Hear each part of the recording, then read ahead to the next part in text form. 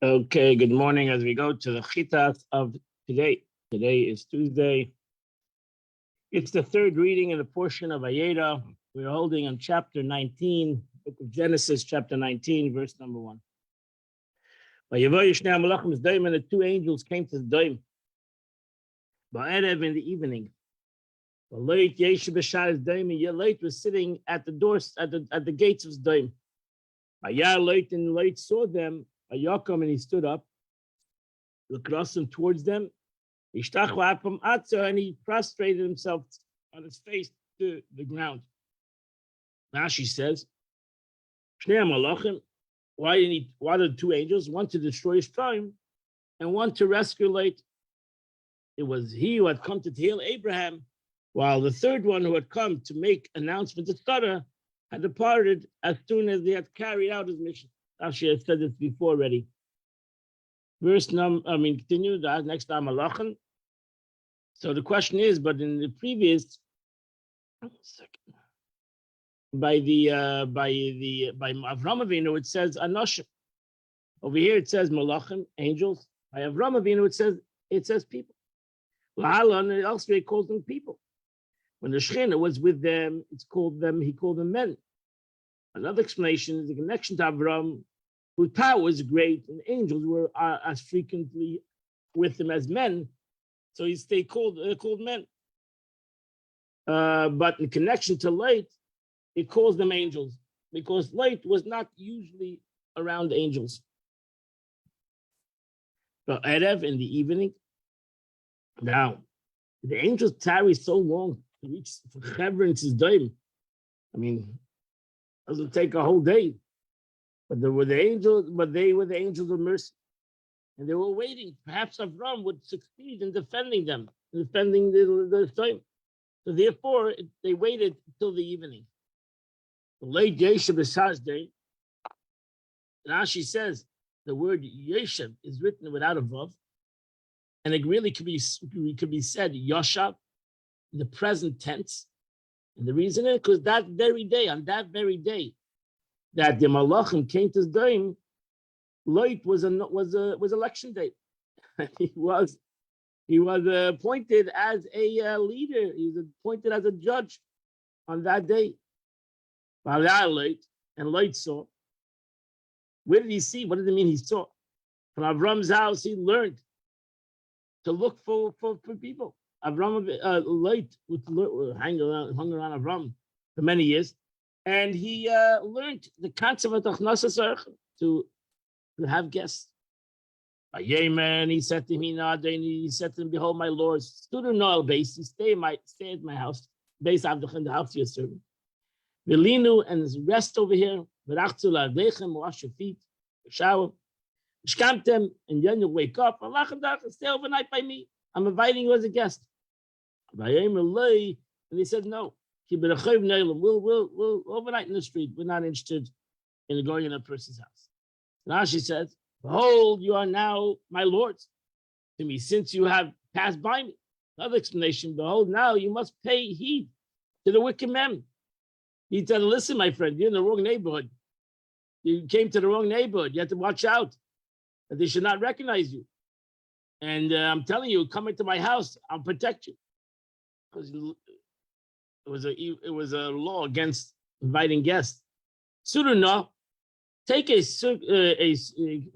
curious path to my house. Don't come straight to my house.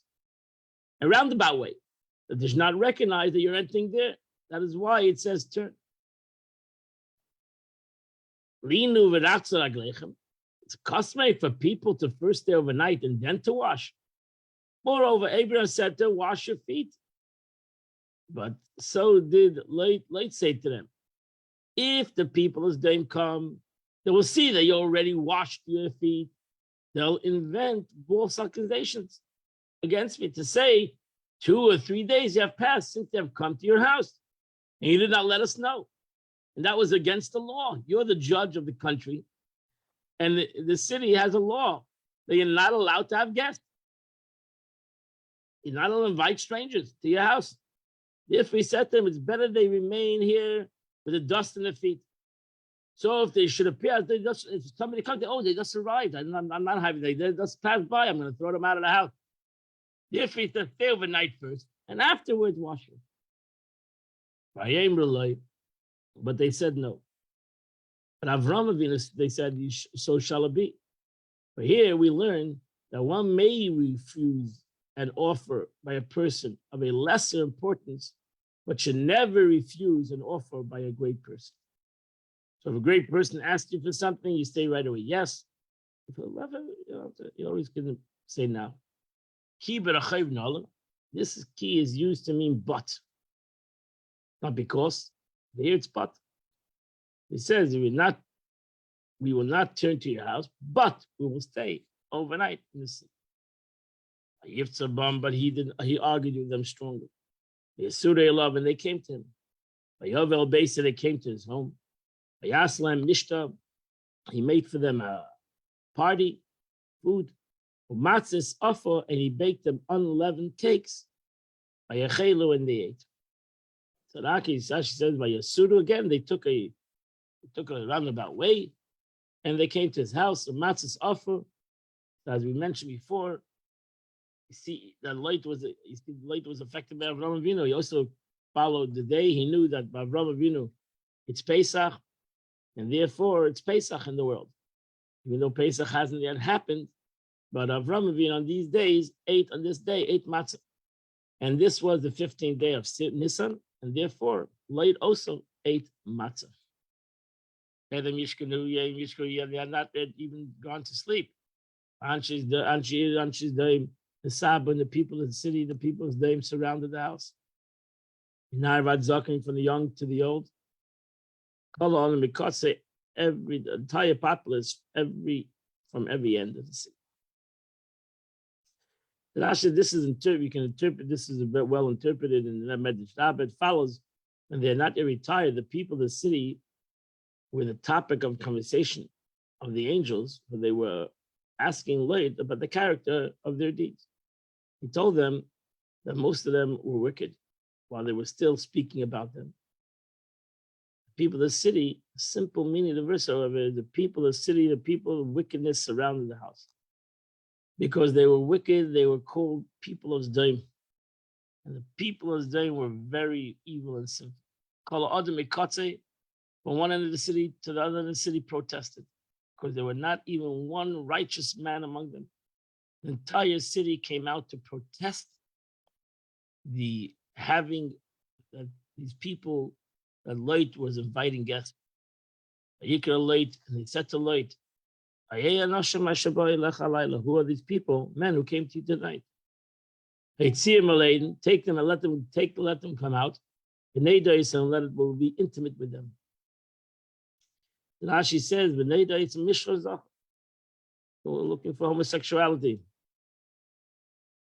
And late came out to them at the entrance of the door. And he shut the door behind him. He said, my brethren, please do not do evil. This is an interesting pasuk, next pasuk. He didn't know she has my 2 daughters who are not intimate with a man. I'll bring them out to you. Do as you want to do. Only to these men, do not do anything. Because they have come in the shadow of my roof. Essentially, Rashi does not talk about this verse. There's many midrashim on this verse. Rashi says, Kalkein Bo, do this favor in my honor, because they have come into my shade of my roof. Ergon Renza Bitzel shade Asti, the shade of my beam. So they said, go back away. This one came to live in our city, and he's judging. He became the judge of the city. Now we'll deal even worse with him than with them. And they pressed upon the man late. They started coming very extremely on top of him. And they came close to breaking the door. So this is a Ashi Gasha Allah, get yourself away over there, draw near to the side, distance yourself from us. Ashi means they explain the word Gash Allah. This word is rebuke. It says, how dare you, how we don't care about you. Keep you to yourself, do not come near me. All the concept of the Stoimates were saying as follows: you intercede for the wayfarers. How dare you? Response to what he said to them about his daughters, they said to him, go away. Mild expression. The response to what he said in defense of the wayfarers. So yeah, he was more capable, he was more worried about his guests than his own daughters. This one comes to the journey. You have only strangers among us. For you have come to you're a stranger and you're bringing strangers. And he's judging. You've come to, you're judging us when you are doing against the law. Adelas, the door which swings to lock and open. The men inside, the angels, stretched forth their hands. They brought light into the house. And they shut the door. The men that were at the entrance of the house, they were struck with blindness. From the young to the old, they were all suddenly became blind, couldn't find the door. They toiled to find the entrance. The Pesach is the space in which you enter and exit. The plague of blindness. It's interesting, Rashi said, the verse says the younger and then the older. So the young ones started on the first. They were the one who created this whole the young ones. The old ones followed. And therefore they were punished first. Verse 12, a light. And the angels and men set the light. Who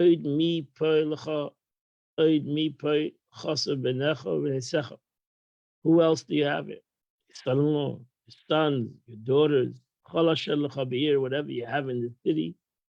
Take them out of the city. Asha, this is the simple meaning of the verse. Who else do you have in the city besides your wife and your daughters who are at home? If you have son-in-laws or sons and daughters, take them out of this place.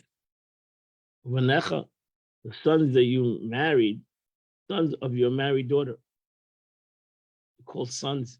The Medrash Haggadah interprets oid is still after they committed such a disgraceful deal, you still have an excuse to defend them. The whole night, light was speaking in their favor. This may be the word oid. Do you still have a mouth? Do you still have anything to say to justify it? He kept on justifying the situation. Light didn't want to leave this time so quickly. He became a big knocker there. Because we are going to destroy this place. Because the cry to God is very big. And the Eibush send us to destroy it. Verse 14, late and late when David he spoke to his son-in-laws. Like Chebanu, the student, the one who married his daughters. Let's get out of here. Because God is going to destroy the city. It was like a medium, it was like a joke in the eyes of his son-in-laws. And Rashi says, Chasnov, he had two married daughters. He had four daughters, two that were in home, two that were married in the city, and these two daughters. Or suitors of the daughters. Some hold that it was the suitors. It was the two suitors, two son-in-laws that were going to be son-in-laws. Verse 15, as And as the dawn has rose, the angels pressed late.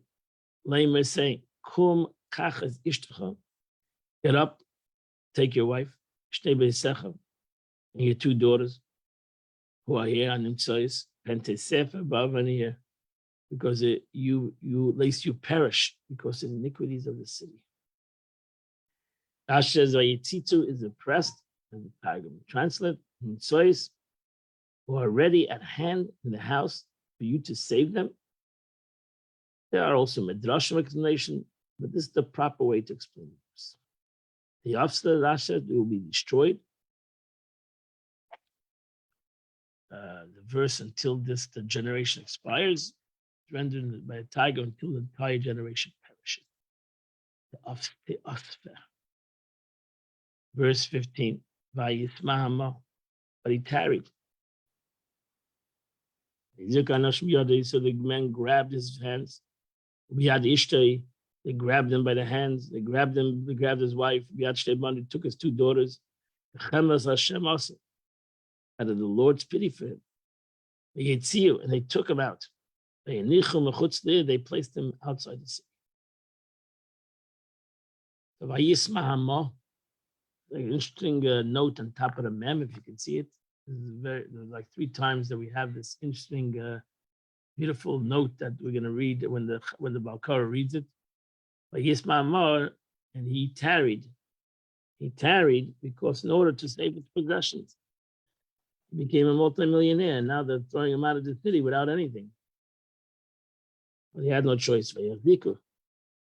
One of them was the emissary to save him. The companion was to overturn Sodom. Therefore stated, and he said, flee. Not saying they said flee. Verse 17. He came to pass when he took him outside. He said to him, run, flee for your life. Al tabed achrecha, do not look backwards. Al tamid b'chol hakikar, do not stay in this whole plains. Get out of here. Hara yimolid, run to the mountains. Penteesva, you might perish. Ash says, why should you run for your life? Let it suffice for you to save lives. Do not worry about possessions. Get out of here. Be happy you're getting out with your body. Al tabed achrecha, you dwelt wickedly together with them.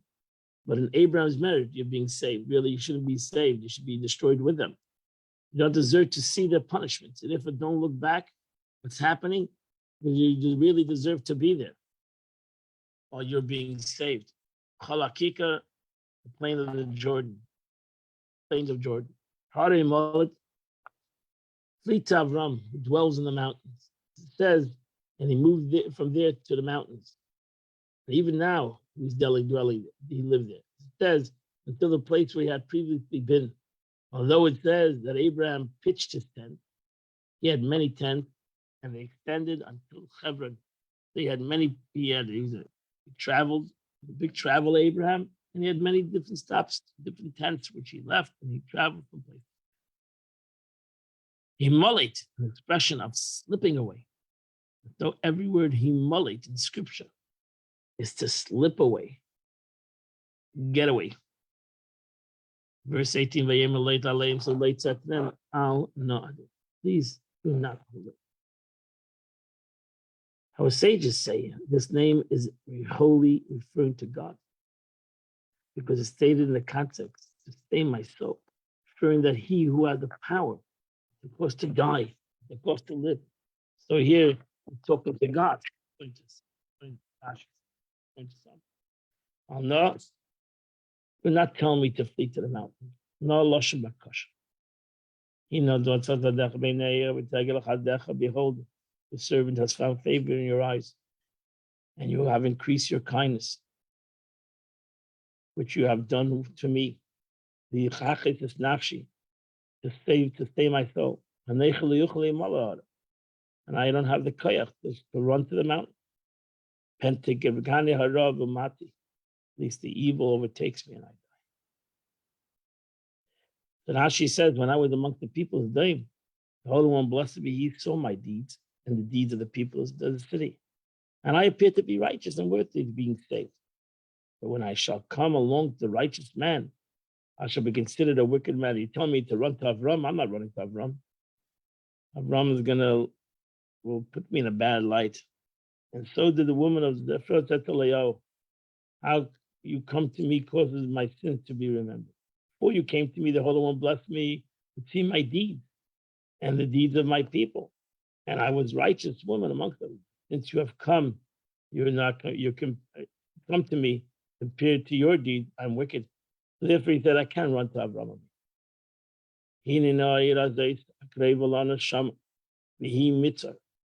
Now the city is near to flee there. And it's small. I'll run there. And my soul will be saved. Now she says it's a settlement near in time, meaning that was recently settled. Therefore, its measure is not full. How recently was it settled? From the generation of dispersion. The people commenced to disperse, they started to settle, each one in his own place. And it took place in the year of Peleg's death. And until now, there are 52 years. But Peleg died when Avram was 48 years old. Also, Peleg lived after he had begotten Ru 209 years. Subtract from them 32 years when Srug was born, and 30 years from the birth of Srug until Nachor was born, totaling 62 years. And from the birth of Nachor until Terach was born was 29 years, totaling 91 years. And from then until Avram was born was 70 years, it was 161 years. Add another 48 years to them. You have a total of 209 years. And that was the year of the dispersion. When the dome was destroyed, Avram was 99 years old. Hence, from the generation of dispersion until now was 52 years. Settlement of Zoyar took place in the settlement, or after the settlement of Zoyar and its companions by 1 year. That's the meaning. Let me go flee there. No, the miracle of 51. Let me go to a small place that was dust built, 52 years. It's not yet a city, established place. So I'll run there. Play Mitzvah and are not the iniquities full. Therefore, you can leave it alone. It's a young city. You haven't yet. It's not like an established city that have been sitting for years. So you'll save Mitzvah. Mitzvah will not be destroyed, and I'll be there. Therein is a medrash interpretation, but the simple meaning is as follows: it's a small city with a small population. You don't have to care about it if you spare it. And my soul survived there. I'm going to go to a little kvar, a little development. And don't worry, not too many people there. They have not been there that long. So therefore, I'm sure you can save this small city. I don't have to run to Avram Avinu. Let me stay in this city. And that completes the Chumash of today. We now go to the Tanya. Alter Rebbe is in the middle of his 27th letter, which he's explaining the life of a tzaddik. And how the life of a tzaddik is not, as he ended yesterday, the life of a tzaddik is not the life of flesh and blood, even though he's in a body. But his life is in three concepts: in his emunah, his faith of God, in his avas Hashem, his love of God, and his yiras Hashem, his fear of God. And Alter Rebbe continued, as long as the tzaddik is in this world, he's physically living here, all these three attributes, concept of faith, his faith, and his ava, his love of God, and his fear of God, it was in a vessel, it was in a body. And he was clothed in a body. Which brought them down to a physical place. Which is the soul that's connected to a body. The tzaddik was a soul that was connected to a body. And ultimately, the tzaddik, when he was alive, he was in this physical body. And therefore, as long as the soul is in the body, then what we receive as a chassid, a student of this great person, what do we receive? We receive only a reflection of his emunah, because ultimately we're looking at the body. As human beings, we always are attracted to the body, and automatically we get lost to the body. And therefore, what do we, when we want to receive from the tzaddik, his emunah and his faith and his love and his spirit, we're receiving a reflection from his body, which shines out from this body. Through his speech, from his utterance of his godly thoughts. So the tzaddik utterance and thoughts are able to reveal no more than a minor ray of his attributes. So whatever the tzaddik revealed to us is really but a ray of what the tzaddik is. And therefore our sages, the Gemara says, one cannot stand, one cannot really understand the master's teaching until 40 years. In the 40 years, then you can understand your master's teaching. 40 years. Labina, that's what the Mishnah says, 40 to understanding. So when you come 40 years, when you're with your master for 40 years, maybe then you have an understanding of the teachings of your master. Well, after the tzaddik's passing, since the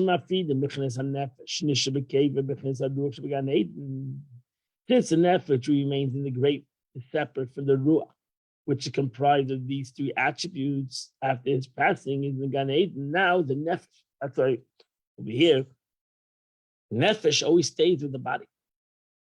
Nefesh, especially by a tzaddik, nefesh stays with the body. That's why we go to Kivrei Tzaddikim, because of this statement, the Zohar, that the nefesh of the person always stays with the especially the tzaddik, his nefesh always stays with the body.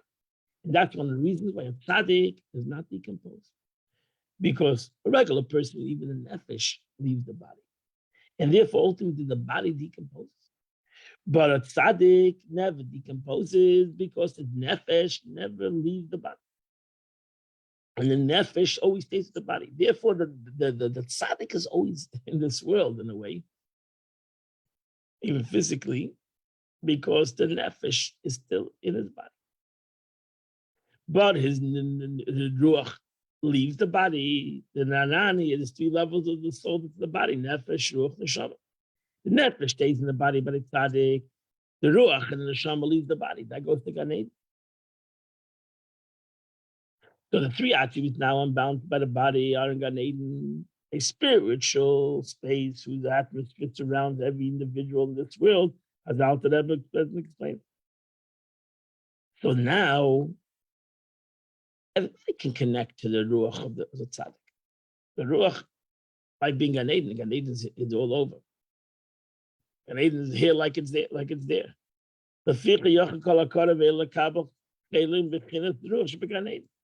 Whoever is close to him can receive a part of his ruach, which is in the Garden of Eden, meaning the actual part of the very essence of this attribute, as opposed to the mere reflection of it. Now I can connect. Once the tzaddik has passed, I can connect to the ruach of the tzaddik in a way that I would never be able to connect to the ruach of tzaddik when the tzaddik is. Why? Because now the ruach, the spirit, the emotion, spirit is the ruach of the emotions of the tzaddik. What is the emotion? The emotions is Av and Yira. The emotions and the neshama of the tzaddik is the emunah. So the emotions and the emunah of the tzaddik are now unbound. They are not in any vessel. They are above vessel. They are open to anybody. Because the ruach of the tzaddik is now not within a vessel, nor on the plane of a physical space, but in Garden of Eden, which will now be explained, is found within the world as well. We always think Garden of Eden is someplace like out of our touch. Garden of Eden is right now in front of you. The spiritual space. We're living in a physical space. They're in a spiritual space. It's right upstairs. Like everyone told somebody, you think the Garden of Eden is like 500,000 miles. It's like a person living on the first floor and they're living on the second floor. spiritual concept, the second floor is right above us. They say this as is known the stages of blessed memory. That it says, but I'll soon read this Rashi, famous Rashi, the story of Yaakov and Yitzchak. That when Yaakov comes into Yitzchak's room, Yitzchak feels like Gan Eden came with Yaakov. So what do you mean? Yaakov is alive and Yitzchak is alive. What's Gan Eden doing with Yaakov when he comes into the room? Because Yaakov is walking with Gan Eden. What means Yaakov is walking at it? Yaakov as a physical human being. He was like in Gan Eden. What's Gan Eden? Gan Eden means a spiritual reality. So most of us don't have the spiritual reality only after 120 years. A tzaddik has the spiritual reality when he's alive. So a tzaddik is living Gan Eden like he's living when he's alive. Difference is only we as human beings, we don't see the tzaddik in Gan Eden. We see the tzaddik in the physical body. But really, the tzaddik is in Gan Eden when he's alive. Tzaddik has the reich shel Gan Eden. He's living a spiritual life. What's Gan Eden? Gan Eden is spirituality. The tzaddik is living a spiritual life when he's alive. But we don't see that only through this physical life. When the tzaddik leaves this physical life, physically, now the Gan Eden is open. It's not going through his body. It's going through his spirit, which was always there. When he came to blessed Isaac, that's it. So Yaakov Avinu walked in with Gan Eden. Like it's stated in the book of the book of Kabbalah, Gan Eden, that the atmosphere of Gan Eden spashes cover color and envelopes every individual. We're all walking around with Gan Eden. The truth is, we're walking around Gan Eden, walking around Gehenna. And the truth is, people can see if you're a Gan Eden Jew or you're a Gehenna Jew. Person that is a uplifting person. He's a Gan Eden Yid. He reflects Gan Eden, self-understood. The more he's a spiritual person, the more he's a godly person, the more he's a Gan Eden person, the more when he passes away, his Gan Eden is even greater. But the more he's the opposite of Gan Eden. So that's it. What means Gan Eden? Gan Eden is a place of spirituality. And it's a place which I create right now. When I'm alive, I'm creating a Gan Eden. I'm creating paradise. I'm not only doing a physical world, I'm creating a paradise right now. And in this world of paradise, I recorded all your good thoughts and utterance of Torah. That's it. That's your bank. You're banking in Gan Eden. Right now, I'm banking in Gan Eden. I'm creating my Gan Eden. I'm walking. If I'm creating my Gan Eden, I'm walking with my Gan Eden. I'm living with my Gan Eden. As I mentioned, in the contrary, heaven forbid, negative. If I'm creating my Gehenna, so I'm creating my Gan Eden. I'm creating my Gehenna. And every negative thought, I have now created another aspect in Gehenna.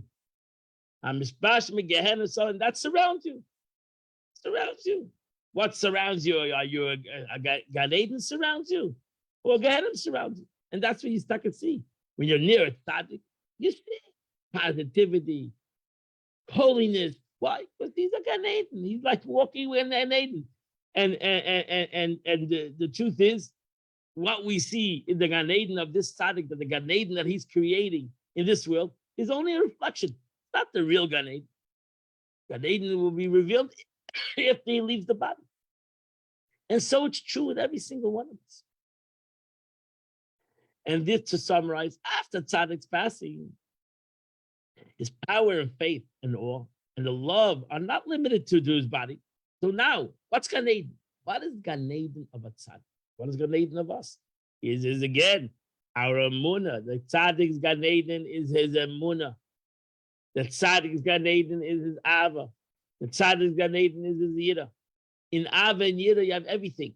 His true love, his true fear of God, all his mitzvahs, all his running away from negativity is his yira, etc., etc. That is the tzaddik. The tzaddik is a walking Torah. And so too, each and every one of us need to be a walking Jew, a walking Torah, a walking Gan Eden. Because the tzaddik accomplishes it. And he is ultimately a Gan Eden in this world.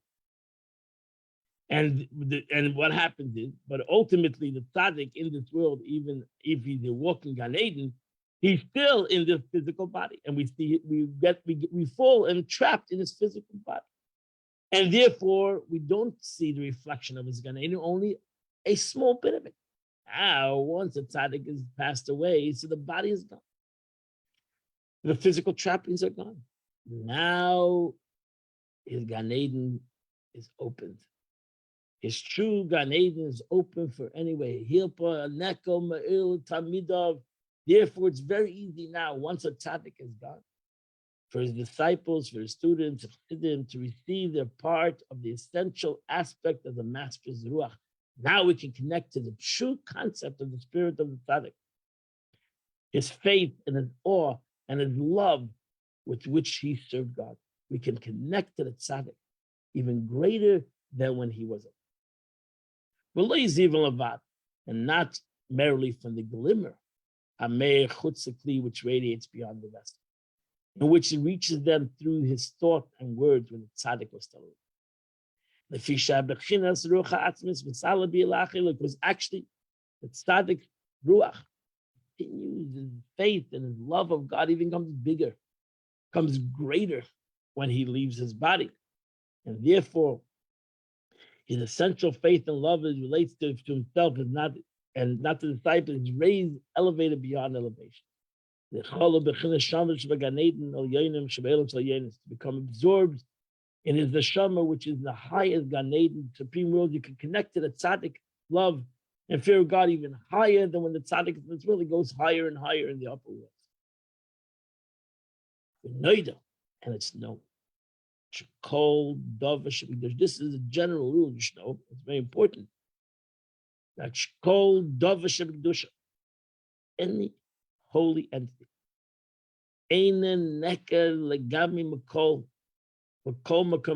never is uprooted. And you do a good thing in this world, a holy thing in this world, it stays in this world forever. When we affect the world in a positive way, we change the world. Whether you see it or not, we change the world. General rule.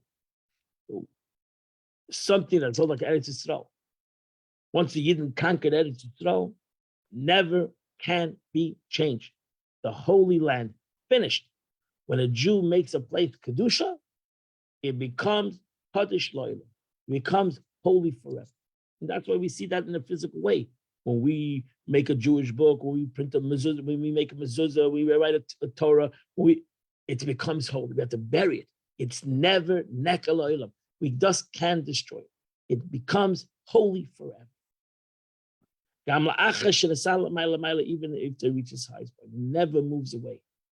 And the tzaddik that came into this world never leaves this world. And therefore, even the tzaddik left the world, and his ruach left the world, still in this world, because he did his avodah in this world. He did his ava and his yira and his emunah in this world. And once he brought down his ava and yira and emunah in this world, it's never ever leaves the world. Rather, some traces remain from its original lowly location. Moreover, as noted above, the lower Gan Eden is found even in the lower world of Asiyah.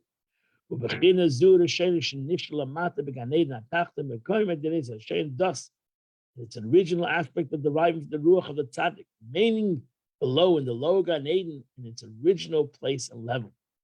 So therefore, even as the tzaddik goes higher and higher and higher and higher, it doesn't make a difference. The tzaddik can go as high as he wants in the upper spiritual world.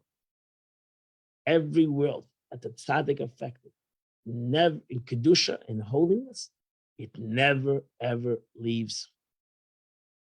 It must process it, but to extend itself amongst the disciples. So if I want to connect to the tzaddik in this world, I can connect to the tzaddik in this world. because the avodah of the tzaddik in this world has never ever left, has stayed in a certain way in this world, even though the physical tzaddik is not here, even though the tzaddik himself, as his neshama continues to go above, higher and higher in the spiritual planes, it still stays in this world. And as we know, the tzaddik, even his body, still stays in this world. And as we mentioned, his nefesh is still in this world. Each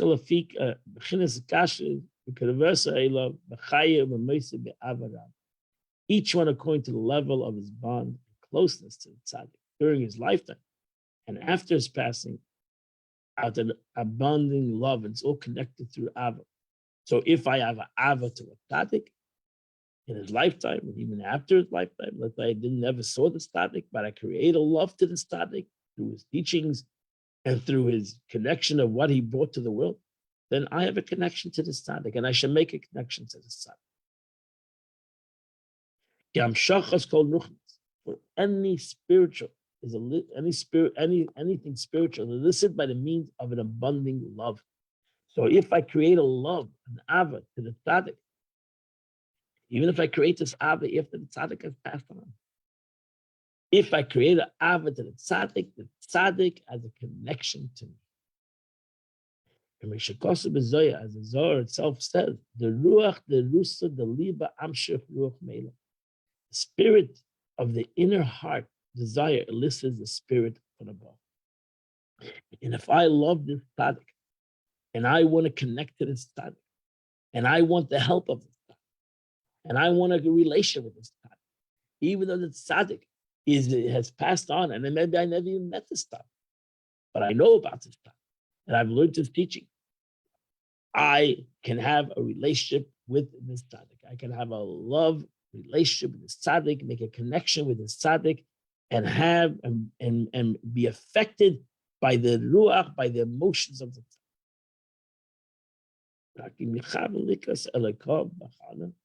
And only if he'll prepare himself towards his God with a great preparation and intense effort. Explained by an unnamed elder chassid, the great preparation, first the preparation of the soul, intense effort is first the toil of the body. The self-understood. It takes avodah to make this connection.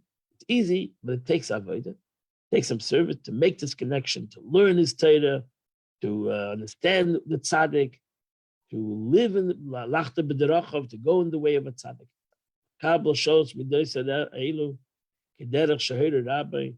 so that he'll receive these attributes in the way that his master taught him. To paraphrase the words of our sages, blessed memory, if you have labored and claim to have found, believe it.